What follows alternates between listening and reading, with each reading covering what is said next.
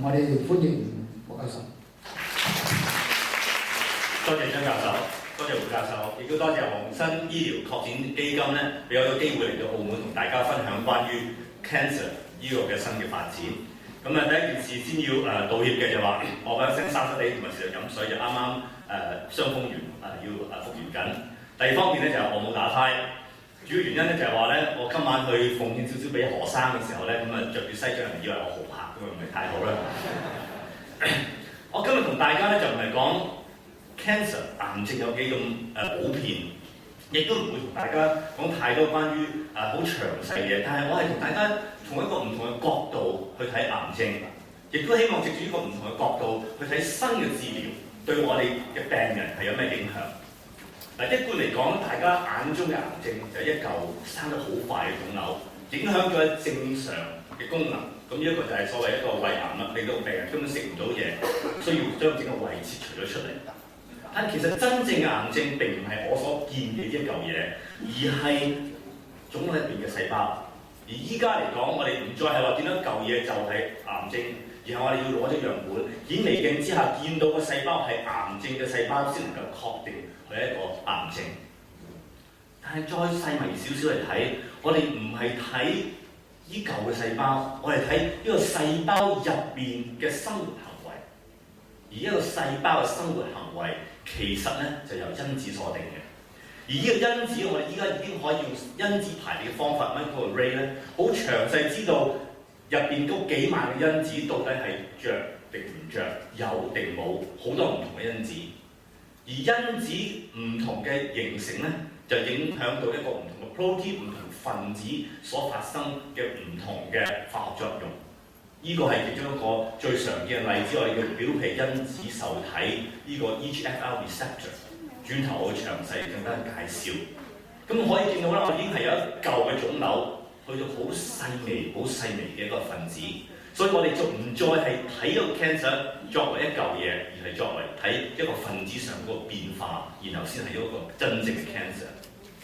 喺度嚟講，我想順帶講講到底點解我哋會咁樣睇法。喺呢個嘅18世紀1820年嘅時候咧，法國有一個出色嘅醫生叫做 Dr. Lennart， 佢哋當時科學啱啱發明就係話到底原來我哋可以從肺嘅聲音咧，知道原來係患上肺炎呢件事嘅。咁但係咧，佢喺法國咁有好多肥大嘅女人，要擠隻耳仔埋去聽係好唔方便嘅一件事。咁咧佢哋發現咧，而家用個紙筒嚟聽，可以聽到肺嘅喎。咁跟住咧，佢就用個木筒嚟代替個耳筒。咁呢個就係我哋所謂嘅聽筒嘅第一代。而聽筒嘅第一代咧，就亦都引致我哋科學上嗰個發展。你可以見到血壓計，跟住就第一份嘅 X 光片，跟住 Binet 發現咗胰島素，跟住 Watson 發現咗 DNA。我哋整體醫學上嗰個發展，完全係由 technology 嘅發展。今日早頭嗰幾個嘅呢個嘅 presentation 已經好清楚睇到，我哋醫學所有發展完全係根據我哋科技上嗰個發展，以至到有今日嘅成就。咁所以我哋主觀嚟講，亦都客觀嚟講，我哋依家睇癌症，亦都係要用我哋最新科技嘅方法去睇。所以今日約落嚟講，我哋睇下話我哋現今嘅科技喺幾方面，喺斷症、喺醫治方面點樣影響我哋。大約有4個方面，一方面就係話喺個血清入邊嘅 DNA， 第二方面就係單元抗體 monoclonal antibody， 第三方面就係 epidermal factor receptor pathway， 就係表皮因子受體嘅 pathway， 第四個就係我哋所 angiogenic pathway， 就係血生真血管生長嘅 pathway。嗱，我哋先睇呢個所謂嘅 circulating DNA 係咩回事？嗱，其實咧。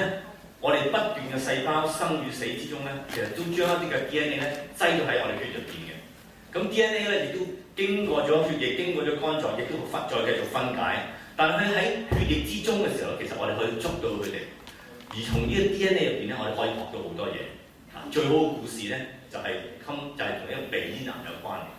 頭先我哋 Dr. Ben Hassel 講過啦，就係話呢個叫 EB Epstein-Barr virus 咧。係啊，呢個鼻咽癌嘅主要成因，而發覺咧鼻咽癌入邊嘅細胞根本咧就已經有呢個 EB virus 喺度，呢個 EBV 喺度。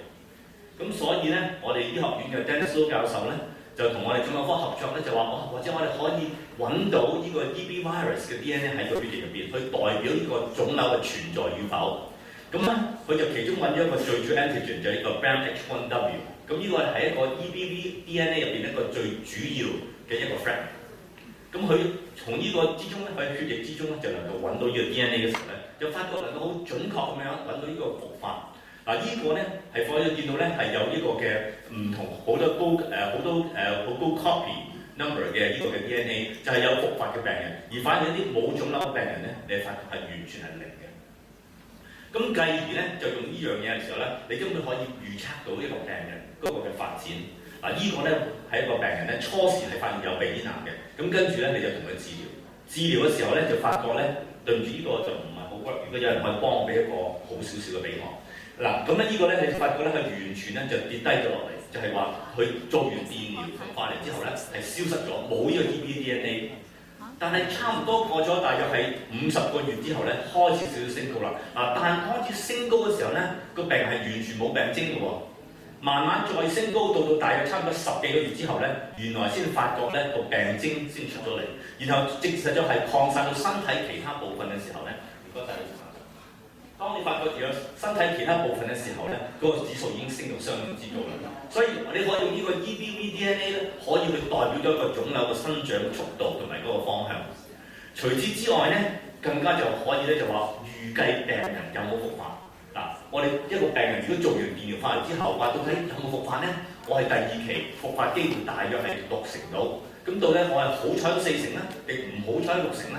咁或者呢個測試都可以幫助到病人，又發覺咧原來咧一啲病人如果係做完電療翻嚟之後咧，佢係有500個 copy 以上嘅咧，以下嘅咧，佢個復發機會率好低嘅。但係如果有500個 copy 以上嘅話咧，佢復發機會咧係相當之差嘅，即係換句説話講，佢嘅生存率咧亦都因此下降。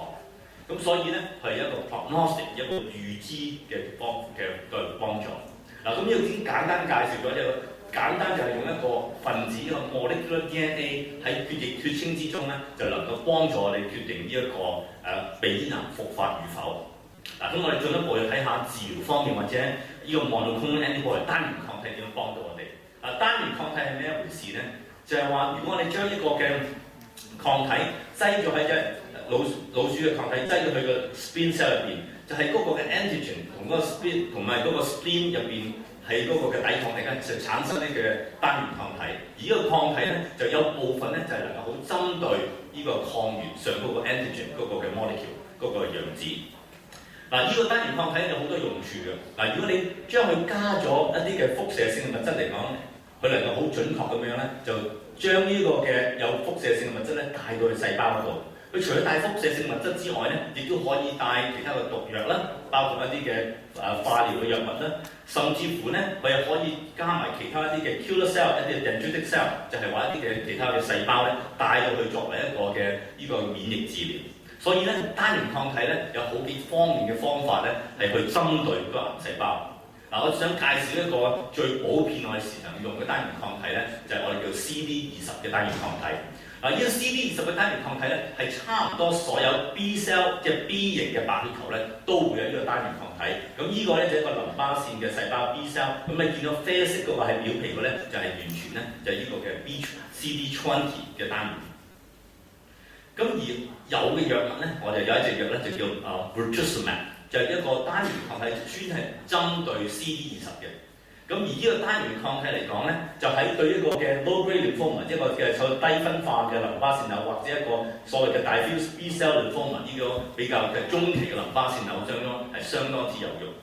嗱，舉一個例子，嗱，呢個係一個研究咧，係一個法國最早期研究。咁佢咧就係用一個基本嘅化療，就係 CHOP、cyclophosphamide、doxorubicin、vincristine 同 prednisolone， 比較 CHOP 加埋呢個 Mabthera。咁你發覺咧，就係話佢兩者就都係用咗8個週期，而生存期嚟講咧，佢好明顯地見到咧，就係5年呢個 disease-free survival 咧，如果加咗 Mabthera係47%，比較係29%，咁啊進步嚟講咧係超過20%以上嘅。咁而另外一個整體生存期咧，亦都就有58%同埋47%。咁呢個嘅分別嚟講咧，喺 oncology 喺腫瘤界嚟講咧，係一個相當之大嘅分歧嚟嘅。咁除此以外咧，就係話我哋亦都可以比較六個週期嘅 chop 加埋6個週期嘅 chop 係一個後生啲嘅病人，因為頭先嘅研究咧係一個比較年紀大、個 prognosis 比較差嘅病人。咁如果喺啲 prognosis 比較好嘅病人有冇幫助咧？亦都發覺原來化療加埋呢個 McFerra 咧係可以有95%，比較喺85% 以上。咁所以亦都喺年紀大、年紀後生咧，都已經係證明咗咧，呢個 McFerra 加咗落個 chop 度咧係有用處嘅。咁依家嚟講喺香港 McFerra 加埋個化療去 B cell 嘅呢個淋巴腺瘤咧，就已經成為一個 standard 嘅 treatment。但下一代咧，亦有一個新嘅藥叫 Cefidin。咁呢個咧就係呢個嘅單元抗體就加咗個電療嘅物質喺度，咁亦都咧係直接咧就可以就一次過唔需要打化療，亦都可以醫到呢個淋巴腺瘤。但係價錢亦都相當之貴，一個 course 差唔多要20萬港紙。咁所以暫時嚟講都係好少數病人咧能夠接受呢一類咁嘅治療。咁但係你亦都可以見到科技將我哋亦都帶到另一個領域，就話唔使用化療都可以醫治到淋巴腺瘤。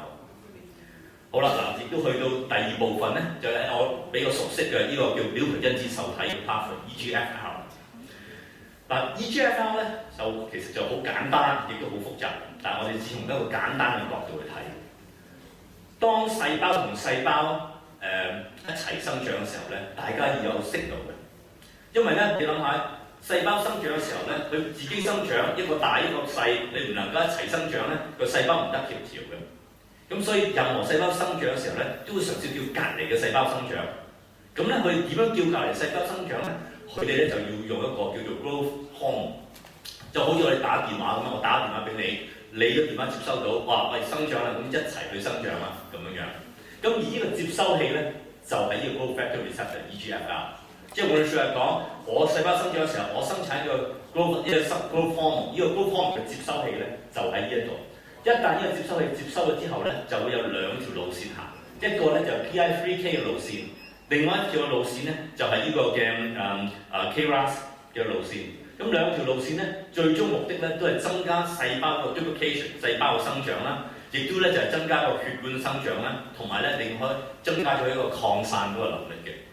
咁但係如果我哋能夠截斷呢條路線咧，咁就可以咧令到細胞係唔再生長。咁呢個亦都就係治療個目的㗎啦。嗱，咁到底我哋能唔能夠做到呢方面咧？咁事實上係可以嘅。依家已經有兩隻藥物，一個叫 Tresiva， 另外一個叫 Iressa。嗱，發覺兩隻藥物咧個 molecule 都相當之相似嘅。咁只係喺呢個嘅喺一部分上高嗰個嘅molecule 嗰個分子上高咧有少少嘅分歧。咁而呢兩個咧都係叫做 TKI。換句説話講咧，佢主要咧就係話喺呢一個部分。嗱，因為咧，大家要留意下，呢個就係接收器，呢一個係一個 protein 嚟嘅。protein 以下咧，其實咧就係一個 enzyme， 一個嘅酵素。而家酵素咧就叫 TK， 就 tyrosine kinase。咁然後主要咧，呢一個藥物咧就係抑制呢個 tyrosine kinase， 簡稱叫 TK。咁所以呢啲藥物咧，我哋簡稱叫 TKI。嗱，咁你可以見到啦，到底我哋既然話靶子治療。呢啲就係我哋所謂嘅靶向治療，就係話我哋知道有個 molecule， 知道有個表皮因子受體，我哋點樣去針對佢？咁到底靶子係邊樣係靶子咧？咁其實咧，如果你顯微鏡之下咧，你可以見到咧有啲癌細胞咧，佢係有好多呢個嘅過分嘅表達 overexpression 呢個 EGFR 嘅。咁你諗下，諗住過分表達個靶子就越強啦，越強我就用隻藥就越正啦。呢個係我哋初步嘅諗法。亦都有好多研究咧，係亦都藉住呢個嘅諗法去做，就話如果你有呢個 EGFR 嘅表達咧，或者過分表達咧，你應該掂㗎啦。但係發覺咁樣樣咧係失敗嘅喎。點解咧？因為我哋有誤錯意，因為我哋好多時候咧都以為嗰度係有 target， 但係發覺我哋嘗試射中 target 咧係相當之難嘅。如果你唔相信，你問下你太太，你去完小便之後咧，可能佢要 clean up your mess。嗱，咁到底係 target 其實係咩咧？原來我哋真正嘅 target 唔係個因子咁簡單，係個有突變嘅因子。嗱，我哋知道咧，細胞咧其實不斷有突變，主要係啲 DNA 咧，其實咧每次喐動每次生產嘅時候咧，都可能有啲 defect 嘅。原來 DNA 我哋所謂嘅 EGFR， 我哋嘅對象其實唔係 EGFR， 係有突變已經有 mutation 嘅 EGFR。咁呢個 EGFR 嘅突變咧，我都唔詳細太講太多。最主要咧就係一個叫 end loop， 一個係叫 protein 嘅位置係接收嘅。佢有兩個位置，一個叫 exon 19，呢個印錯咗，一個19，一個叫21。喺 exon 19同21之中咧，係 exon 19嘅係一個 deletion， 而喺呢個 exon 21咧係有一個嘅 insertion。喺呢兩個位置嘅突變咧，就可以改變咗整個 molecule。改變咗呢個 molecule 咧，就佢能夠咧就讓呢一個嘅藥物直接抑制咗佢嘅功能。咁呢個嘅過程咧係相當之仔細。嗱，我哋已經可以用一個 protein analysis， 即係咁樣將個 protein 用一個嘅electron microscope 咧，將個 protein 表達咗出嚟，然後發覺咧有特別嘅 molecule 咧，將嗰個嘅藥物咧恰到落去，恰到好處。咁所以咧有呢個突變咧，佢嘅成績係相當之高嘅。嗱，呢個咧係綜合有突變喺東南亞嘅資料。如果你係有呢個突變嘅，差唔多咧係 out of 呢個嘅400幾人咧，有133個，佢嘅 tumor response rate 係7%，即係換句説講，10個人之中有73個人，100個人之中有73個人咧食咗呢粒藥係有相當之良好嘅反應。嗱，我要大家提一提，肺癌嚟講咧，一向係相當之難醫嘅，打化療咧嘅成績亦都麻麻。如果能夠單靠一日食1粒藥丸就已經能夠將個腫瘤縮細咧，其實對我哋嚟講，對我哋醫 cancer 嚟講咧，係相當之大嘅改變。嗱，如果比較起一個 wild type 即係冇呢個突變嘅話咧，佢個 response rate 只係 12%， 1/2嘅病人係有用嘅啫。所以換句説嚟講，我已經相當之清楚證實咗咧，我哋個 target 喺邊度。嗱，舉個例，呢個係其中一個病人咧，你見到呢個腫瘤咧相當之大，亦都開始滲透性去其他嘅淋巴腺嗰度。咁呢個病人係有咳同喘氣，佢食咗藥之後咧，你發覺咧個腫瘤係縮得相當之靚嘅。其實我哋在之中已經有病人係用緊呢啲嘅藥物，而佢嘅生活係同正常人一模一樣。咁但係奇怪在咧，我哋做過啲研究咧，一個好大型嘅研究咧，就到底會唔會延長生存期？咁呢個研究第一個研究叫 ICE study， 用呢個嘅用呢個 ARISA 嚟做。奇怪地咧，1006個病人發覺生存期咧係冇乜太大差別嘅喎。嗱，點解會咁樣樣咧？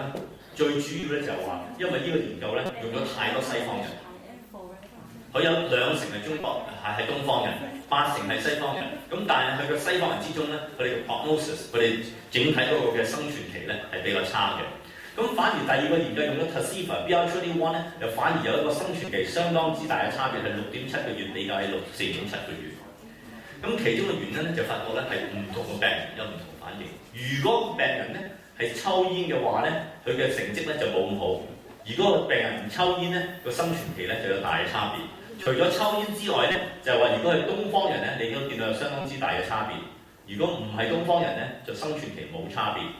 或者咧，如果你見到係線性嘅腫瘤，對唔住，呢個 slide 唔係太靚，就係發覺咧線性嘅腫瘤咧係有差別，非線性嘅腫瘤就冇差別。即係簡單嚟講，如果你係東方人唔抽煙，線性癌，你食呢啲藥咧都相當之唔錯嘅。咁而依家嚟講咧，我哋都將呢啲藥咧去改變去一線嘅治療啦，因為以前嘅研究完全就話你化療失敗咗之後咧，先用呢隻藥。咁依家嚟講咧，喺東南亞咧進行咗一個進行緊一個相關嘅研究，咁亦都係我自己負責嘅咧，就係話一線嘅病人，如果你係唔抽煙，係線性嘅腫瘤咧，我哋咧就會同你電腦抽籤，一半嘅病人咧接受口服嘅化療口服嘅ARISA， 另一半病人打化療。咁然後你跟進到係有 progression 嘅時候咧，如果口服嘅藥咧可以繼續接受化療，如果係呢個嘅化療嘅病人咧，佢可以根據醫生嘅決定咧去點樣做法。呢個研究嚟講咧，係全東南亞加埋嚟講係會有1200個病人。咁希望咧，我哋係會2年之內完成嘅研究。如果呢個研究能夠係真係 positive 嘅話咧，係會改變咗我哋整個東南亞醫治肺癌嘅方法。咁到如今我哋由3月開始到依家咧，我哋已經收到400個病人。希望喺嚟緊1-2年之內咧，能夠俾大家一個更加好嘅消息。咁除咗呢個之外，到底呢個 EGFR 咧有另外一種方法去咧，就係將我哋嗰個所謂嘅單元抗體去針對佢。咁所以有另外一隻藥叫做Erbitux 或者叫 Cetuximab， 就係一個單元抗體專係針對呢個 EGFR 嘅。咁同一樣嘅功用。咁而呢個嚟講咧，佢係反而咧喺腸癌上高係有啲作用。咁呢一個研究咧就叫 Bond Study， 唔係 James Bond 嘅 Bond 啊。咁咧佢咧就係話化療加 Erbitux 比較淨係呢個 Erbitux 單元抗體，咁然後佢嘅研究咧嘅結果咧就係話咧化療加 Erbitux 嘅成績咧係好過 Erbitux 嘅，咁亦都因此咧暫時喺化療嘅病人，如果腸癌係接受咗化療係失敗嘅時候咧，佢哋係可以考慮化療加呢個Erbitux 呢個單元抗體針對呢個 EGFR 嘅呢種藥物。咁呢個可以 skip 咗佢啦。嗱，咁講完咗呢一個嘅用 DNA 嘅方法測試鼻咽癌，亦都講咗我哋用呢個嘅單元抗體去醫治淋巴腺瘤，亦都就係話我哋用新嘅 EGFR-TKI 去針對肺癌。我哋跟住亦都就係簡單講下呢個嘅抗血管生長或者抗新生血管生長嘅一種藥物。嗱，其實血管生長係一個好奇妙嘅嘢，心臟科專家就想血管生長多啲，我哋腫瘤專家就想血管增長少啲。咁大家都係想控制個血管生長，但係幾時多幾時少咧？有時未必就完全受到控制嘅，因為佢程度咧相當之複雜。嗱，因為一個血管生長嘅時候咧，係包括咗個 endothelial cell 啦，就血管嘅表皮細胞啦，亦都而表皮細胞之外咧，係一個叫 basement membrane， 我中文唔係太好譯唔到啦呢個。咁亦都跟住咧，佢慢慢咧血管咧，亦都識得伸長佢需要到嘅地方，然後跟住咧，亦都就係話能夠咧係即係控制到個血管生長，係調教到佢所適應嗰個嘅份量嘅。咁但係其中一個最主要一環咧，就大家見到咧就一個叫 VEGF（Vascular Endothelial Growth Factor）。咁呢個其實係一個控制血管生長一個最主要嘅 molecule。而呢個 molecule 咧入邊有三種唔同嘅 molecule 嘅，一 VEGF 1、2同3。咁而呢個嚟講咧，我哋可以用抗體去抑壓佢。亦都咧最新有一種叫 VEGF trap， 即係換句説講，我哋即係 trap 咗 VEGF 以致佢冇功能，或者咧就係喺佢個 VEGF 個 receptor 上嗰個 block 佢，亦都再次咧係用 tyrosine kinase 用個 TKI 嚟 block 佢，即係換句説講有三種唔同嘅方法去 block 佢。咁而基本上都咧就已經有呢啲藥物出現緊啦。如果你話用單元抗體嚟講咧，有個網通幫你去專人幫去關住嗰個 VEGF 咧，就一隻藥咧叫 bevacizumab 或者叫 Avastin。咁喺一個肺癌嘅研究喺美國啱完成，叫做呢個嘅ECOG 4599咧，就將肺癌嘅病人一半係打化療，另外一個係化療加呢個 Avastin。咁睇下個成績係點樣樣。咁經過咗800幾個病人之後咧，啱啱最近 New England publish 嘅咧，就係話發覺個生存期係化療加呢個嘅 bevacizumab係好過呢個淨係化療。嗱，咁大家發現佢哋唔可以用輪狀嘅細胞，點解咧？佢發現咧輪狀嘅細胞 squamous cell carcinoma 咧，或者喺好近住嘅氣管咧，用咗藥之後咧，就會出血，嚴重嘅咳血，甚至有部分嘅病人咧係因為咳血而死亡嘅。咁所以暫時咧用呢隻 bevacizumab 咧，只係適用於喺個非輪狀嘅細胞嘅病人身上。咁呢個咧對我哋改變係相當之大。點解咧？因為呢隻藥又係極貴。即係換句説講，如果呢個 study 係 positive， 當佢係正所謂係 gospel 嘅時候，已經係一定嘅時候咧，我每個病人都要化療加個 bevacizumab， 咁我價錢咧化療就已經差唔多1萬啦，加埋呢隻藥咧係加多2萬上去嘅，咁個價錢咧就相當之困難嘅。咁但係美國咧就差唔多將呢隻藥咧就真係水一樣，個個病人都已經俾㗎啦。但係我哋東南亞同歐洲咧就比較保守少少，因為有另外一個研究就進行緊。將會喺今年嘅年中咧要發表㗎啦。如果嗰個研究亦都係 positive， 亦都係證明有用咧，咁我諗我哋都冇乜方法咧唔去選擇用呢個藥物。咁而現今嚟講咧，抗血管生長喺腸癌亦都已經有一定嘅用處，就類似研究就 irinotecan 加翻 FGFA 嗰個 FOLFIRI 加埋一個抗血管生長藥，比較單係呢個化療。咁再次咧成績亦都係有相當之大嘅分別。咁換句説嚟講咧，暫時嚟講咧，喺腸癌同肺癌嚟講，將呢個血管生長亦都有相當之大嘅改變。咁另外咧，亦都簡單提提，因為呢個係下一個 wave。頭先我講係用呢個單元抗體去抑壓呢個 VEGF， 咁但係咧，我哋用呢個 VEGFR， 即係個 receptor 嘅 tyrosine kinase 咧，就係下一個 generation。呢個 generation 咧就相當之忙碌啦，尤其是針對 VEGF1、VEGF3， 我哋 call it rush in the pack。差唔多每間藥廠都要揾一隻半隻咧係呢類嘅藥。我淨係開會呢啲會咧已經好唔得閒，我唔會成個 list 講晒。最近 market 嘅一隻藥就叫 Sorrentinib 或者叫 Sutent， 就已經喺美國 approve 咗， Seratinib 就喺個腎癌亦都喺美國 approve 咗。另外有個 PTK 已經係第3期研究 ，AMG 708亦都係第3期研究。咁詳細嘅我亦都唔再講，但係大家發覺一樣嘢咧，佢哋最主要嘅副作用都係血壓高。除咗血壓高之外咧，亦都係有一個輕微咳血或者出血嘅危機嘅呢隻藥物。嗱，咁點解我哋係咁需要係用呢啲藥物咧？因為有某啲 cancer 咧係真係了解佢嘅分子咧係的確用處相當之大嘅。其中一個咧就係腎癌啦。但腎癌嚟講咧，經過咗好多年研究咧，我哋其實咧都了解得相當之清楚。咁呢個卡通咧比較複雜啦，我簡單咁講一講。咁咧有一種遺傳性嘅病咧就叫 von Hippel-Lindau syndrome， 就係話咧係父母可以傳俾仔女係呢個 autosomal dominant， 意思就係話一半嘅仔女咧一定會有呢個因子嘅。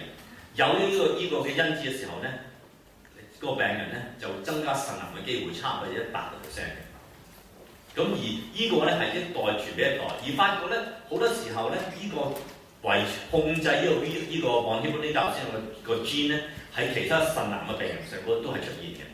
因為呢個嘅 gene 咧係最主要咧就控制嗰個血管生長，咁詳細情形咧我亦都唔特別嘅解釋，但係咧就係話呢個因子嘅 defect 咧就引致血管生長唔受到控制，而引致呢個嘅腎癌嘅產生。咁翻轉頭，如果我能夠控制到佢個血管生長咧，亦都好可能得醫到呢個病。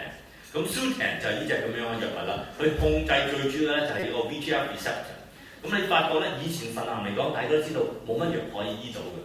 咁而依家單係呢個藥丸，淨係口服嘅藥丸，佢嗰個嘅 partial response rate 係有差唔多45%，即係換句説講，差唔多一半嘅病人食咗呢個藥丸，佢腫瘤會縮細。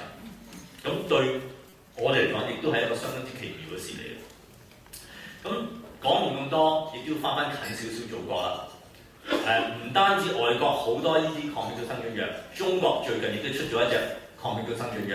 咁喺中國已經 approve 咗嘅，就叫 Endostatin。Endostatin 咧，其實咧就最早期嘅抗血管生長藥，係 Judith Hoffman from Harvard， 佢係第一個發現 Endostatin 可以控制血管生長嘅。咁但係咧，從來咧都唔能夠將呢隻藥咧就推到去呢個嘅世上咧。點解？因為個 molecule 咧就相當之不穩定。咁佢哋咧就其中一個學生咧就原本喺哈佛跟佢嘅，就翻去內地，就將呢個 molecule Endostatin molecule 加咗9個 amino acids 喺上高，將變成一個比較穩定嘅 molecule。咁然後咧喺呢個嘅山東省煙台嗰度咧大規模嘅有設廠而生產。咁咧佢哋 actually 做咗一個幾大型嘅研究，有400幾個病人，就係化療。然後咧就係另外咧就係一個化療加呢個 Endostatin， 第1日到14日。咁而呢個研究咧係相當之 positive 嘅，佢哋發覺咧生存期咧係由原本咧係由9個月變咗係14個月，亦都係個 response rate 原本係大約係26%，增增為35%。呢個研究如果係能夠放喺 New England 咧，就改變咗整個世界㗎啦。但暫時呢個 publication 咧都未見出現過。咁當然我哋就要話，到底我哋信唔信呢個資料？如果呢啲資料係真嘅話咧，的而且確咧亦都係相當之震撼性嘅。但暫時因為啲資料未經過國際嘅機構或者國際嘅呢個嘅 medical journal 去審查咧，所以暫時未能夠完全面嘅就接納。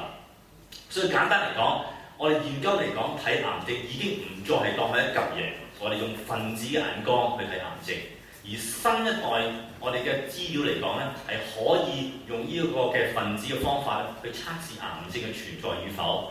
亦都就係話咧，我哋係專係針對呢個分子上高嗰個嘅分化，亦都用單元抗體啦，用呢個 tyrosine kinase inhibitor 啦，都已經證明到喺腸癌、肺癌、淋巴腺瘤可以增長個生存期，亦都係減少咗病人嘅副作用。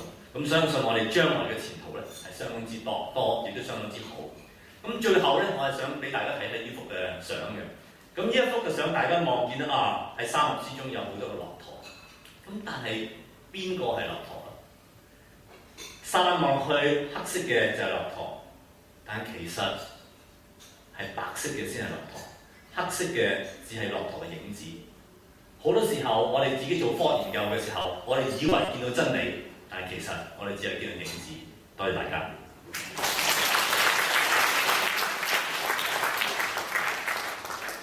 由於時間關係咧，我哋只能夠有一個發問，請大家揸緊時間。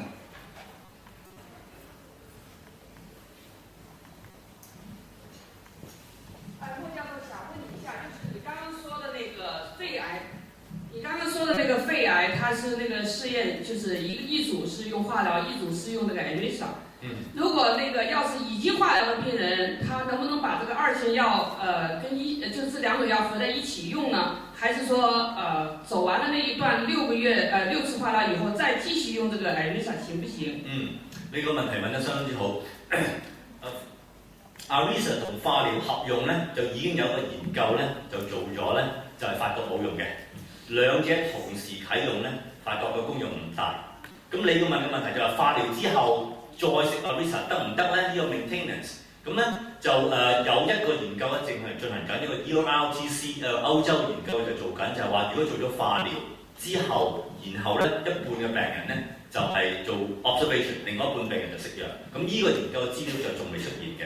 咁我個人嚟講咧，我哋覺得如果未有充足資料咧，我就唔會叫病人咁做，因為個藥物都相當之貴啦，成萬幾蚊個月。咁所以未有充足資料嘅情況之下咧，我就唔會叫病人用。咁但係你講嗰種方法咧，就帶至到另外一個有趣嘅問題咧，就係話，既然一齊用唔得，我哋一時用一啲又好唔好啲咧？咁依家有另外一個新嘅 concept 就係話咧，用少少化療，又用少少呢個嘅Iressa。咁已經係我已都有另外一個研究我做緊咧，叫 Fast Act。咁咧就係話第1天、第8天就打化療，第14天到第28天咧就食 Tarceva， 咁樣就作為一個週期。咁呢個研究咧亦都係進行當中。咁所以咧你所問嘅問題咧，希望將來不過將來咧會俾到呢個答案。多謝莫教授。